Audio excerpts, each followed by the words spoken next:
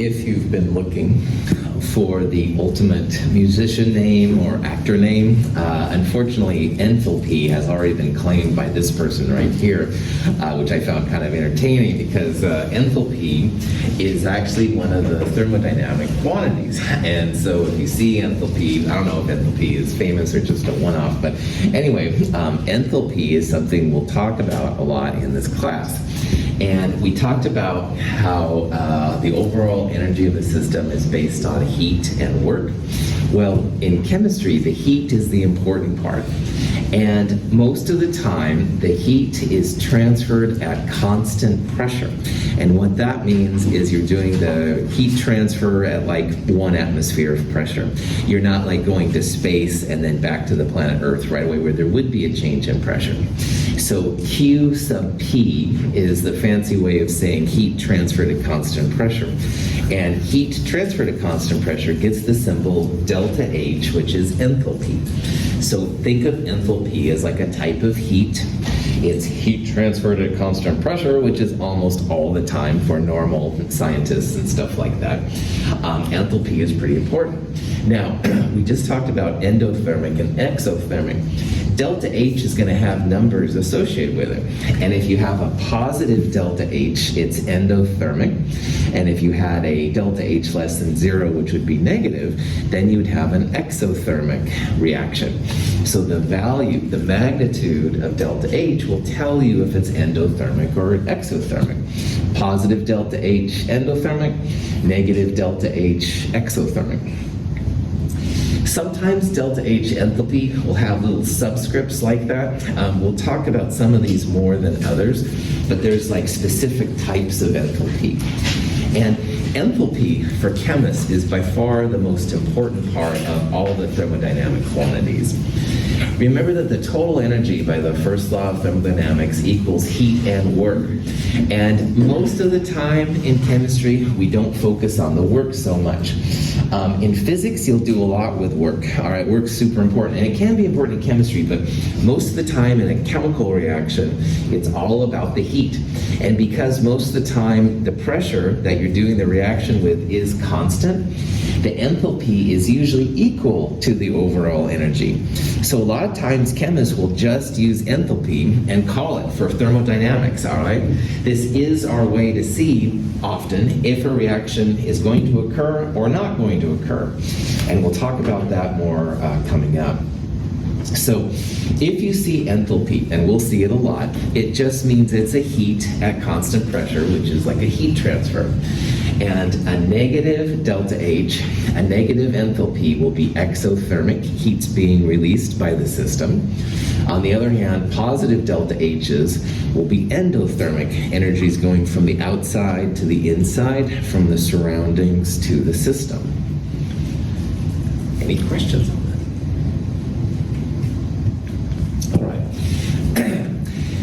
The enthalpy of reaction is literally just a change of the energy of the reactants going to products.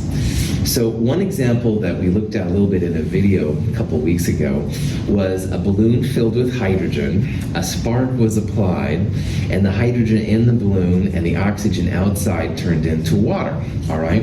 And there was a lot of energy given off, bam, all right? Well, negative enthalpies are the exothermic, and because we could see something happen, that means this is going to be exothermic. So this is actually a type of a diagram you can use. The reactant energy was up here, and the product energy is down here. And because it's negative, that's where we're going to see these negative signs pop in. Like the reactants have a lot of potential energy relative to the products, and a lot of the energy was given off in energy. So a heat of reaction, a delta H of reaction, is literally just a way to measure reactants going to products. In an exothermic reaction, the energy will go down, energy is going to be negative. On the other hand, we'll look at some endothermic reactions where reactants are here and products are up here, they were to be going up. So energies are usually pretty good amounts of energy, so we'll record them as kilojoules per mole. Remember, a kilojoule is just 1,000 joules, and a joule is related back to the science calorie calorie with a 4.184 number. So if you see delta H, again, it's just enthalpy. An enthalpy of a chemical reaction gets a delta H reaction symbol, and usually these energies are pretty substantial, so we usually record them in kilojoules per mole. Not all the time, but a lot of times that's what it's going to be. Now,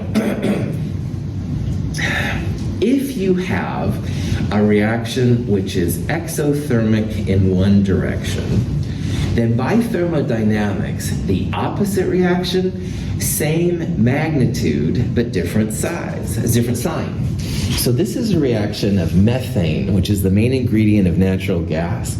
And methane reacts with oxygen to make CO2 and water. And if you've ever seen a natural gas stove, all right, you light it, energy is being given off, you can see the flame. So going from methane to the products, exothermic. And again, notice that's a negative delta H, so that shows you the energy is being released. However, in theory, in a chemical reaction, you could take the CO2 and water and combine them back together to make methane and oxygen. Now, where thermodynamics is really helpful is that if the methane to CO2 reaction was exothermic, negative 890 kilojoules per mole, then the opposite reaction, same magnitude, 890, but it'll be a positive number, because instead of getting energy out, now you have to put energy back in, all right? So in all of these things we're going to see, what is exothermic in one direction will be endothermic in the other. And if you, and the exothermic reaction gets, it'll say 20 kilojoules off negative 20 kilojoules, then going backwards will be a positive 20. Same magnitude, but you change the sign. This is an example of what happens with these crazy things in thermo. So this reaction was negative 890 going this way, the opposite direction, positive 890. Now, there's lots of ways to predict what the most likely reaction is going to be, and we'll talk about some of those here in a little bit. But just realize that when it comes right down to it, any reaction, A going to B, one reaction will be exothermic, and the opposite reaction would be endo. And it's the same number associated with them, it's just that one is negative and one is positive. Calorimetry is the name of the science that people use to measure these numbers, like how much energy is given off. And calorimetry is a way to measure heat flow. And we're going to do a calorimetry experiment, not this week, but next week. This is what they call a bomb calorimeter. We'll talk more about bomb calorimeters pretty soon. But it's basically like a very insulated compartment, and in the middle of like a cup, there's like some kind of reactant molecules, and as they react, energy's given off, and the water and stuff around it is just a way to measure the energy happening. And again, we'll do this with our own version. We're going to use coffee cup calorimeters, not quite as expensive as bomb calorimeters, but it does do a pretty good job, and it gives us an idea of what's happening. So calorimetry is the study of energy transfer, all right? You can measure how many joules it takes to go from reactants to products. And remember that as reactants to products will have some delta H value, the opposite reaction will be the same number, but change of sign. So if it was negative going one way, it'll be positive going back, et cetera, et cetera. Any questions on that? Heat, or thermal energy, is associated with the motions of atoms and molecules in a substance. The more rapid these atomic scale motions, the greater a substance's thermal energy and the hotter it is. When we plunge a hot metal bar into cool water, thermal energy from the bar transfers to the water. While the atoms and molecules of the bar slow down, those of the water speed up. The transfer of energy can be measured as a rise in water temperature. Molecules of a hot substance move more rapidly than those of the same substance with a lower temperature. If the two samples come in contact, a transfer of molecular momentum occurs from the rapidly moving molecules to the slower ones. In this way, thermal energy transfers from the hotter sample to the cooler one. When the two samples have similar rates of molecular motion, they have reached thermal equilibrium, and have the same temperature. So again, by every reaction known so far, all right, you put hot and cold together, they go warm, which means heat transfers its heat to the colder part, and cold becomes warmer, the hot one becomes colder, so they end up at some kind of warm. It's theoretically possible to have heat and cold come together, and cold would transfer whatever energy it has to the hot, making hot warmer and cold colder. That's never been seen. So again, hot plus cold equals warm is the way that calorimetry and heat transfer works.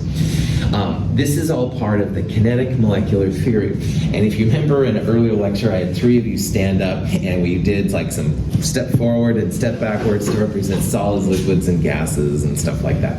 This is another part of the kinetic molecular theory, that when hot and cold come together, they both transfer their energy. The heat, hot transfers to the colder part, and they all end up as warm.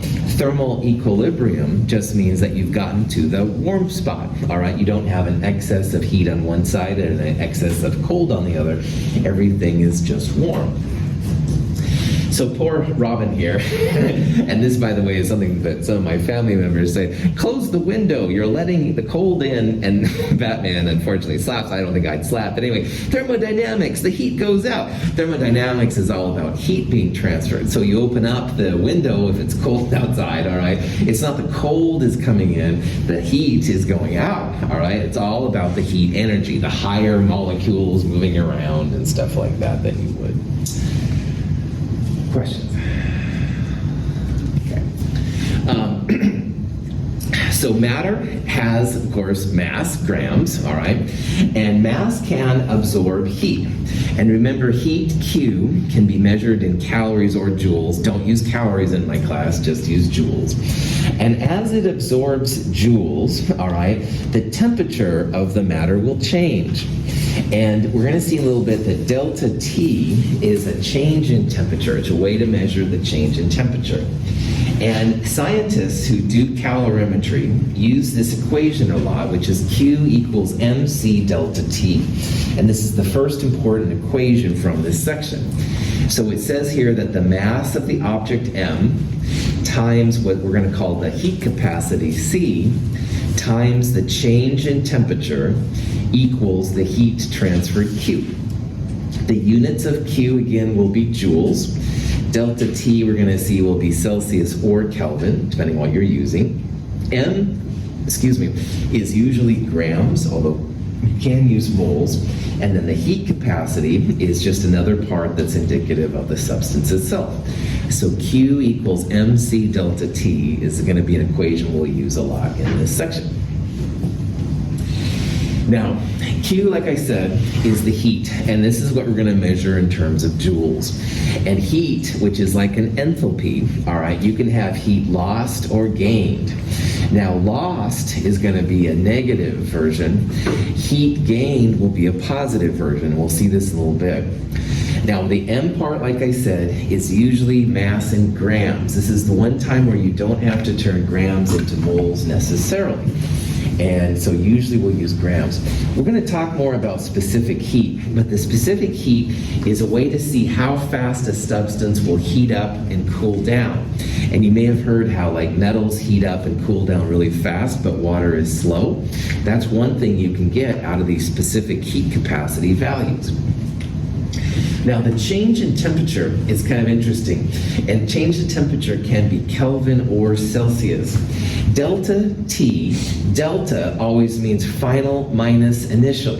So in terms of delta temperature, it would be the final temperature minus the initial temperature. So your stuff starts initial at 20 degrees Celsius, and it goes up to final temperature 30 degrees Celsius. Delta T would be 30 minus 20, or 10, all right? It's literally what you end up with minus what you started with. Now, Q, the heat, can be both positive and negative because delta T can be positive and negative. If Q is positive, that means you've got an endothermic reaction and heat is moving into the system, all right? It needs like heat energy to warm up.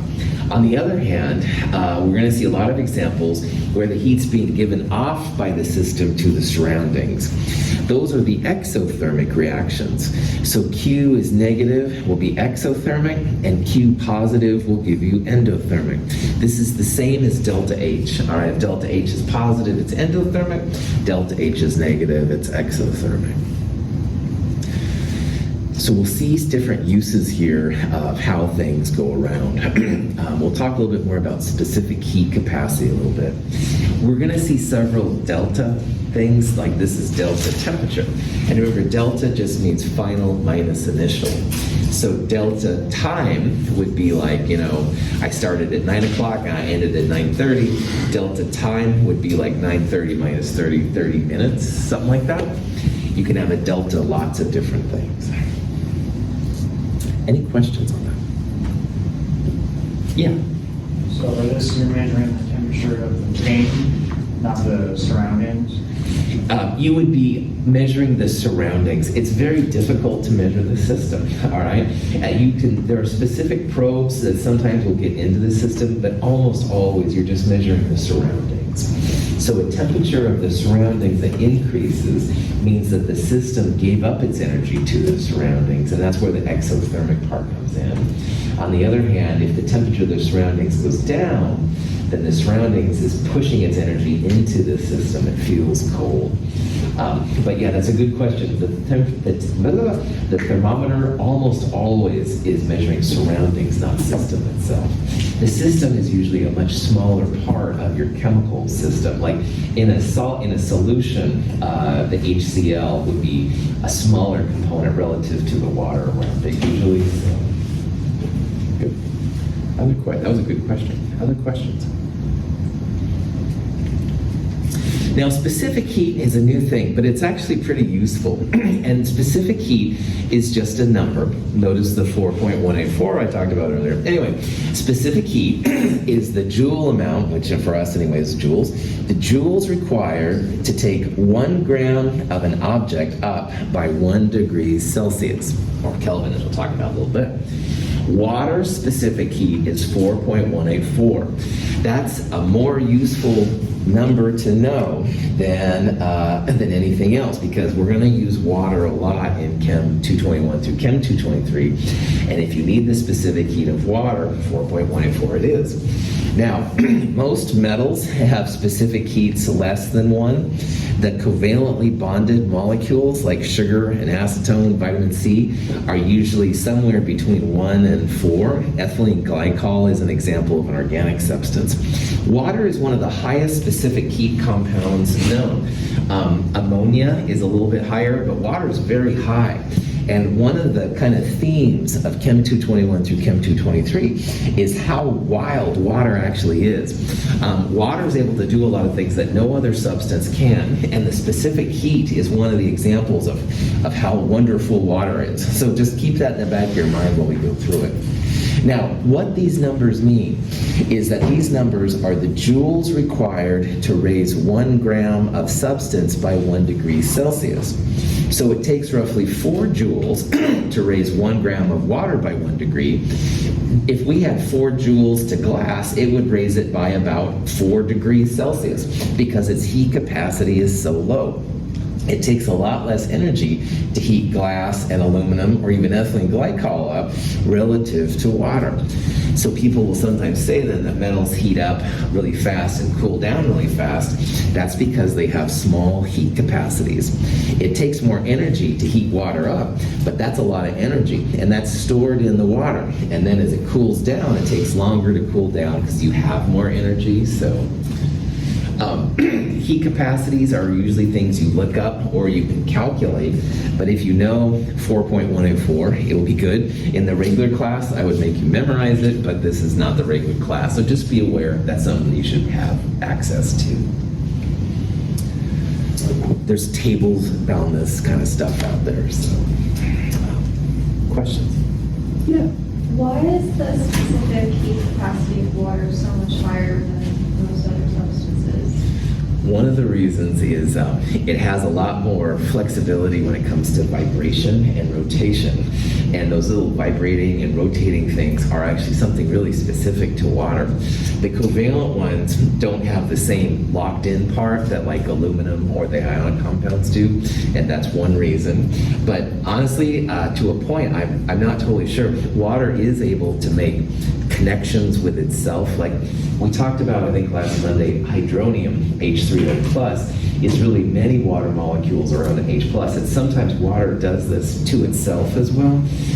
So there's some special things about it like that. I don't have an absolute reason why, Juliet, I'll be honest, but these are some of the things that would help out anyway. So, good question. Okay, so here's an example of how heat capacity works out. We've got a piece of aluminum metal, all right, and we have 25 grams of it when we weigh it. And the aluminum goes from 310 Celsius down to 37 degrees Celsius. So the question is, how many joules of heat are lost by the aluminum? Now this is the Q equals MC delta T, the mass M, 25 grams. The C, heat capacity, is something that either has to be given to you or you'll look up. So aluminum is 0.902, all right? Remember that this way of talking about things, this means joules per gram per Kelvin. So you would write it as joules divided by grams Kelvin, like that. The G minus 1 just means put it in the denominator. And finally, this is delta T, final temperature minus initial temperature. So this aluminum started at 310 and went to 37. That means final minus initial will be 37, the final temperature, minus the initial temperature of 310 Celsius. And we can put all those things together to calculate the Q, which will be just a number in joules. Q can be positive or negative, delta T can be positive or negative, but M and C always positive numbers, okay? So Q and delta T positive or negative, but M and C always positive numbers. Any questions on that? Okay. So at this point then, you can start kind of plugging and chugging in the different values. Mass M, 25 degrees, or thanks for playing, 25 grams, 25.03 sig figs. Heat capacity, 0.902. And the delta T here, final minus initial temperature, 37 minus 310. And when you plug all this together, this is going to be 3 significant figures. So it comes out to be negative 6,160 joules. Is this an exothermic reaction or an endothermic reaction? So exo, well done. The easiest way to see this is just to look at the sign of Q. Q is negative. Q's that are negative means exothermic. Another way to see this, though, is that this thing started hot and ended up cold, all right? So in this case, the energy was going from the aluminum at 310 to aluminum at 37. That's the only way that could happen would be to get rid of some energy. So this is definitely an exothermic reaction.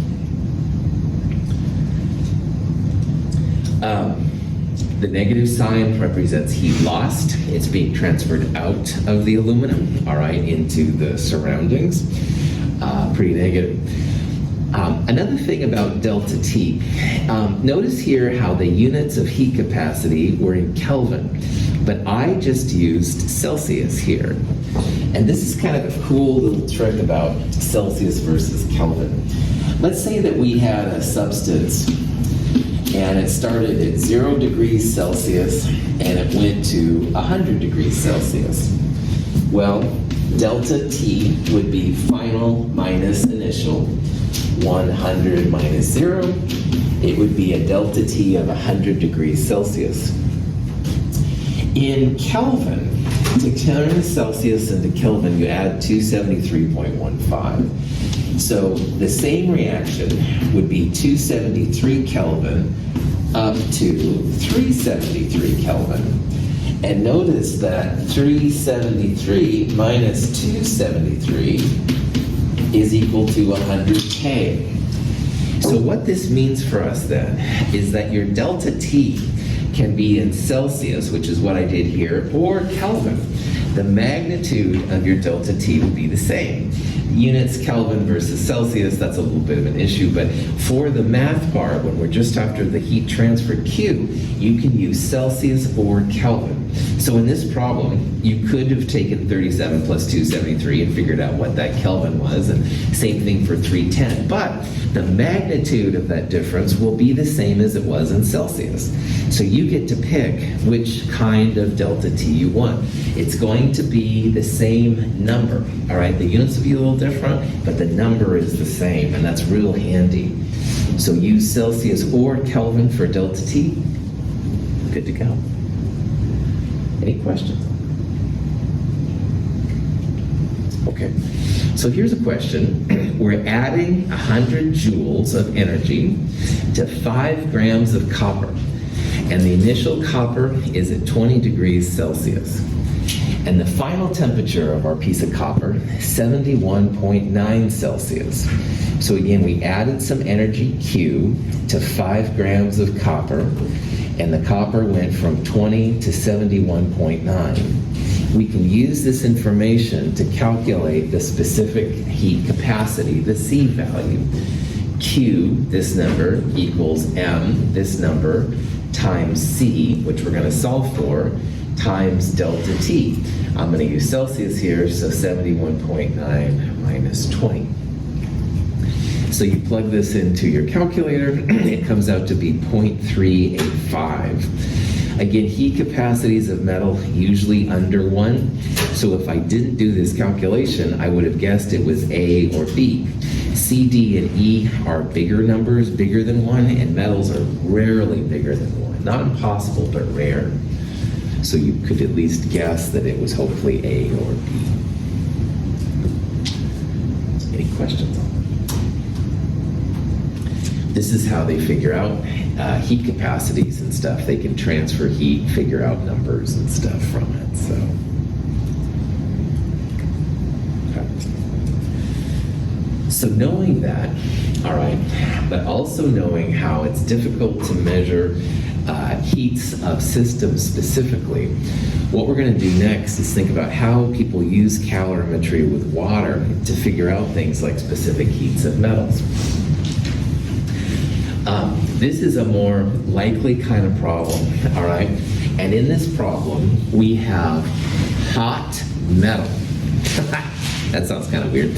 Iron is the metal. It's hot 77.8. And it's hot metal, hot iron, and we're placing it in cold water, all right?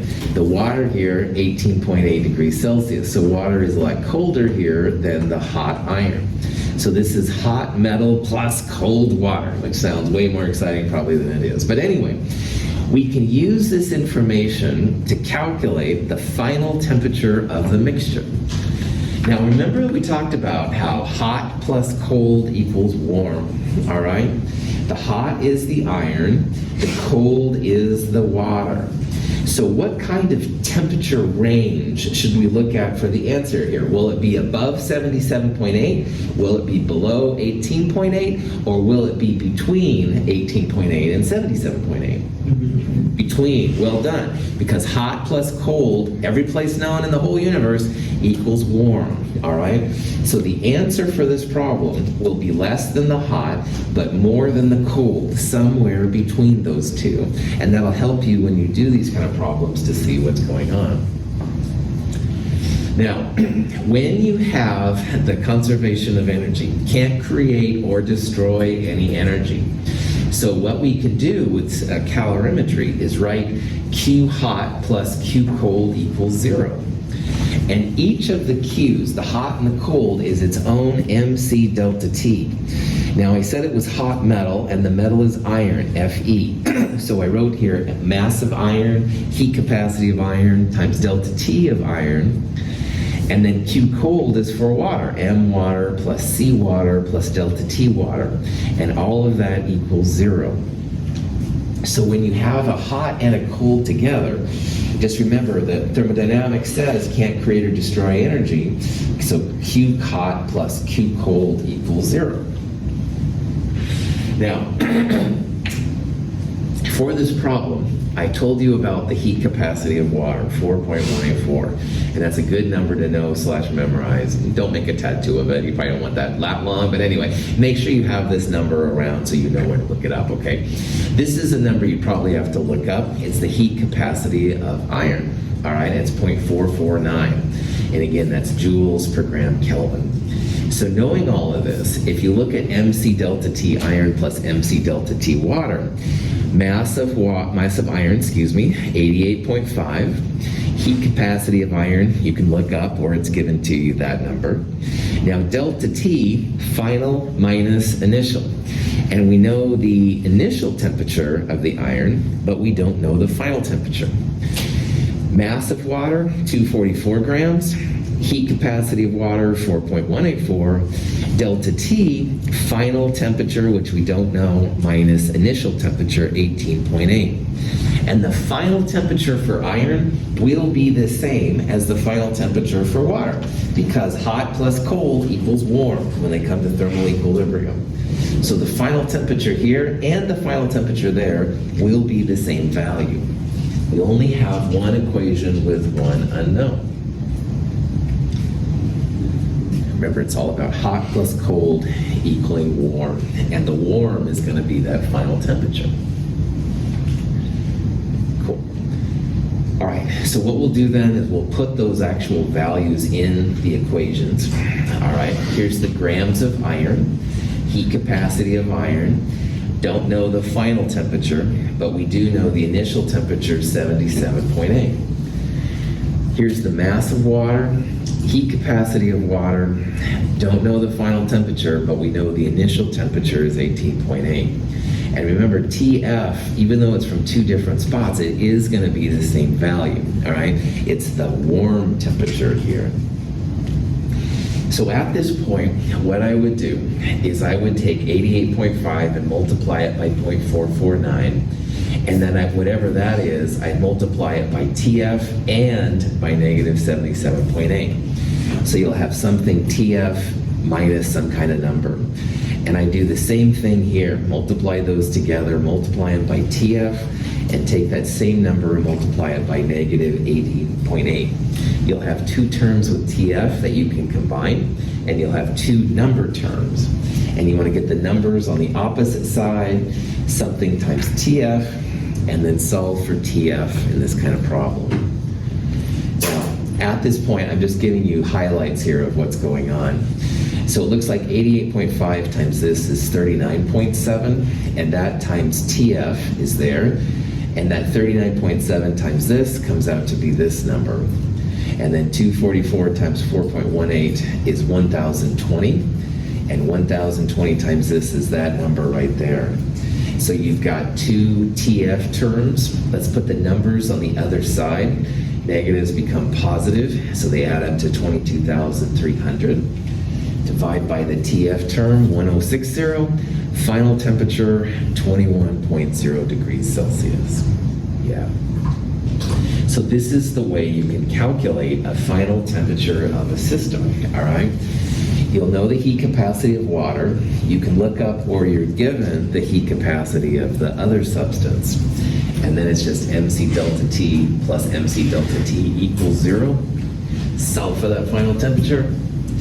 And again, should be, whatever your answer is, it should be warmer than the cold, but less than the hot.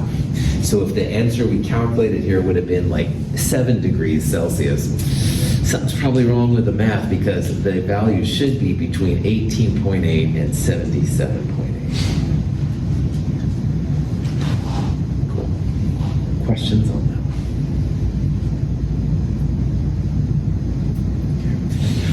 Another other thing too, remember that mass and heat capacity for us are always positive numbers, all right? Mass is just by default never negative, at least in chemistry, which is good. So when you put mass on a scale, positive number, woohoo! Heat capacity, if it was negative, would say that if you added energy, the substance would get colder, and that has never happened. So heat capacity, always positive, mass, always positive, but delta T's and Q's can be positive or negative. Okay. All right. Now, the next thing comes, what happens when you have a change in state? Now, in the last examples, we took hot and cold things, mixed them together to see what happens. But in the MC delta T, that's only for when you have a change in temperature, but you don't have a phase change. Now, phase change means that solids are turning to liquids, or gases are turning to liquids, or gases to solids, etc., etc. You're changing the state of matter. And when you do that, there's a slightly different process you use, all right? In a phase change, the temperature stays the same. So like, let's say you had a piece of ice, water ice, and you let it melt to liquid water. The kind of rules that scientists use, we would assume that the ice and the water were both at 0 degrees Celsius. We're assuming that everything's kind of going at the same speed, if you will. That's kind of a weird assumption sometimes, but it works pretty well that it's not. We call a phase change where the temperature doesn't change isothermal. An isothermal process just means that there's no change in temperature, no delta T. So the MC delta T stuff was certainly not isothermal because we were changing the temperature. But when you change the state or the phase of the compound, then you will have an isothermal, i.e. we don't focus on temperature, but we will focus on how much energy it takes to convert the solid to a liquid, stuff like that.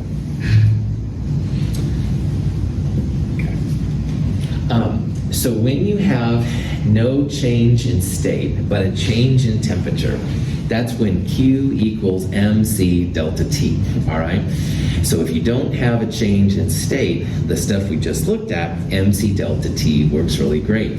However, if you change the state of matter, then you can't use this equation. And I've tried so hard over the years to think of a cool expression to use here.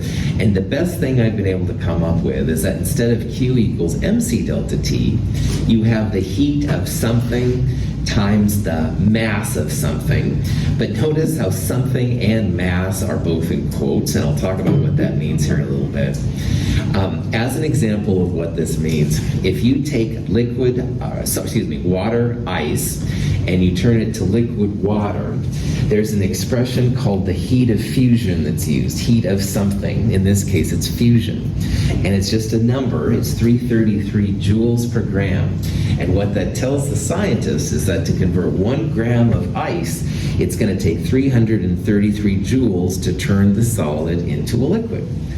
And every substance has a heat of fusion, if it's been measured anyway.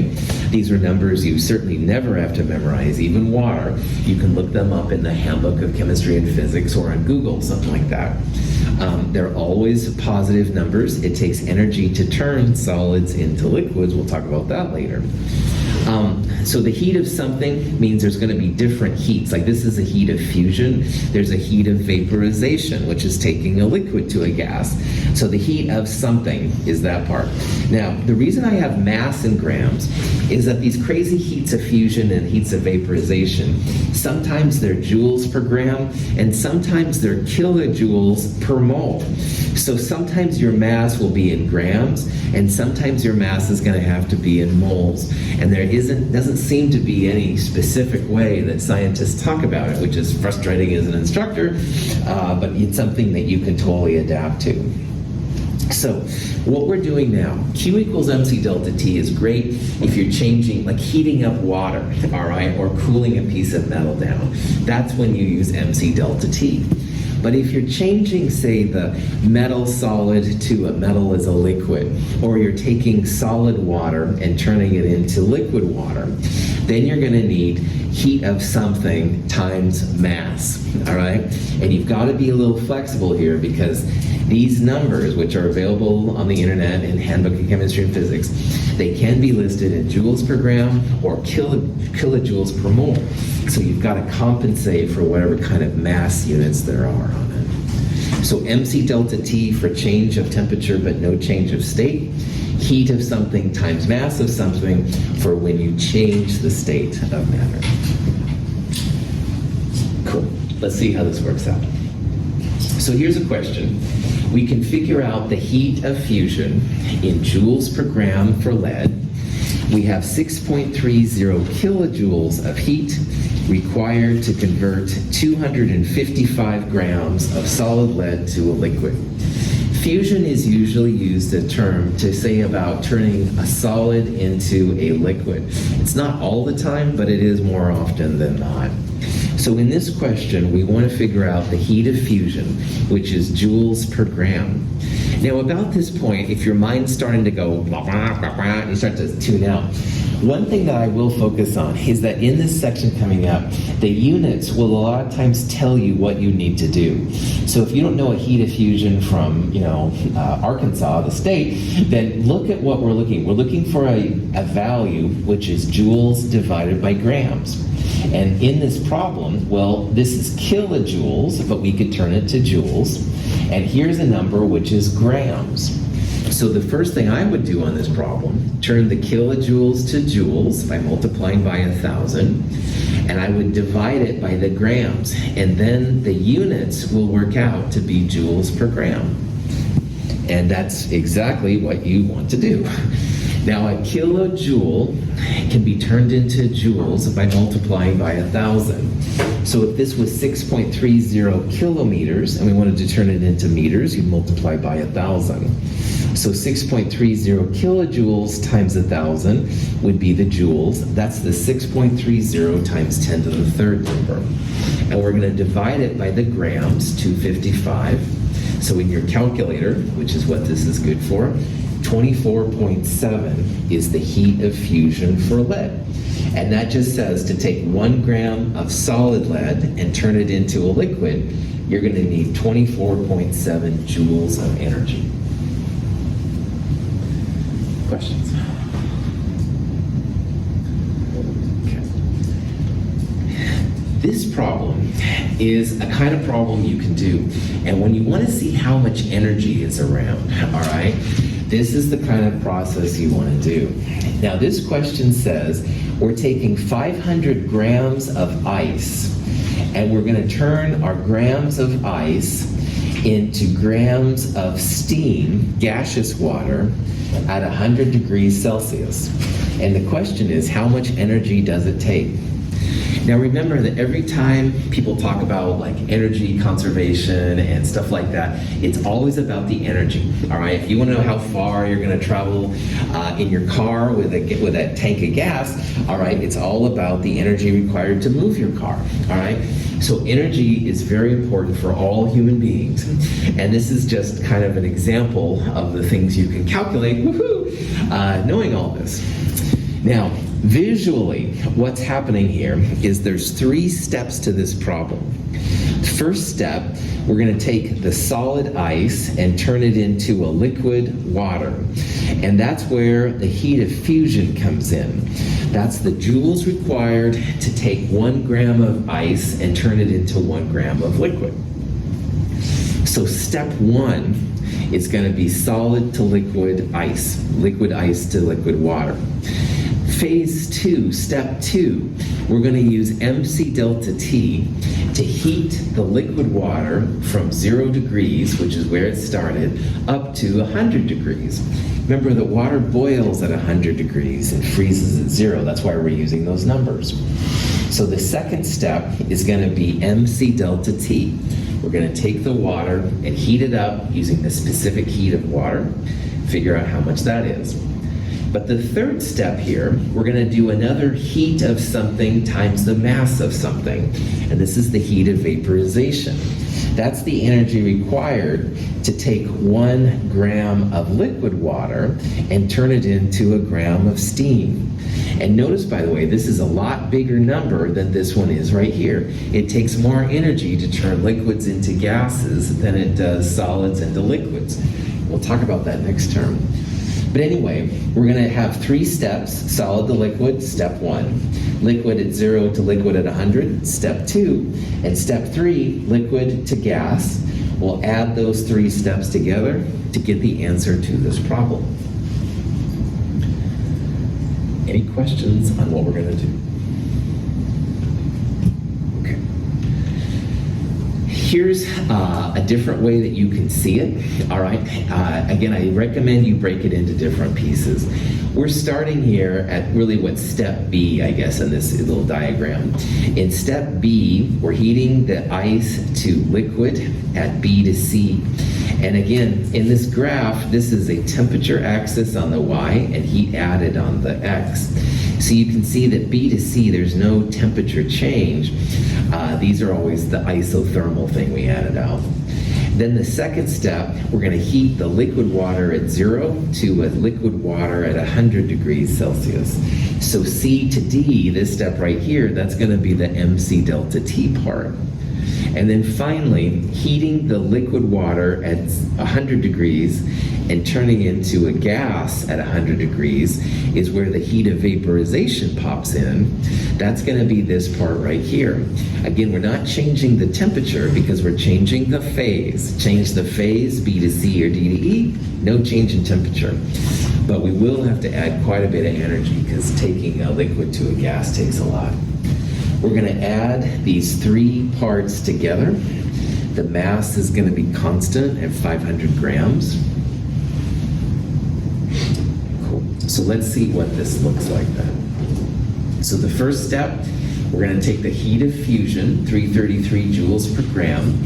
The mass is 500 grams. Multiply those together, 1.67 times 10 to the 5th joules.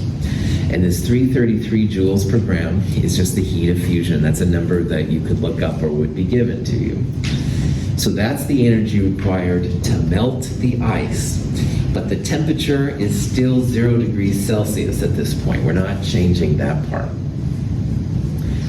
Now, once you have the water as liquid, then the second step is to take the water from 0 Celsius to 100 Celsius, and that's where MC delta T pops in.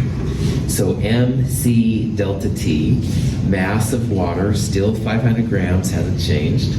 Heat capacity, delta T final minus initial. I'm using Celsius here. You could use Kelvin, but why? Don't need to convert. Multiply those together, 2.09 times 10 to the 5th joules. Notice it takes just almost the same amount of energy to heat the water up as it did to melt the ice. A little bit less energy to heat the ice, but same idea. And then the final stage, we're going to take our liquid water at 100 degrees Celsius and turn it into steam. And that's where the heat of vaporization pops in. Heat of vaporization, 2260 joules per gram. Now we still have 500 grams. That hasn't changed. The mass hasn't changed. The energy required to evaporate the liquid water into a gas, 1.13 times 10 to the 6 joules. And this is the biggest energy component. Turning the liquid into gas usually takes a lot of energy relative to melting the solid or heating up the liquid water to the boiling point. So the final part of this just says it wants to know the total heat, all right?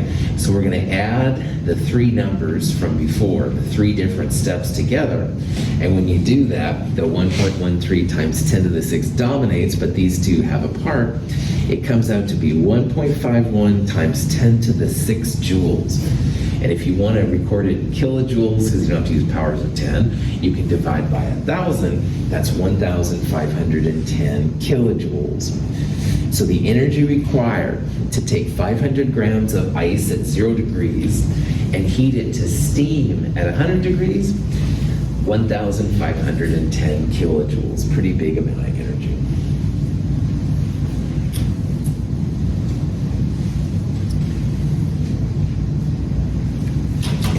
questions on this?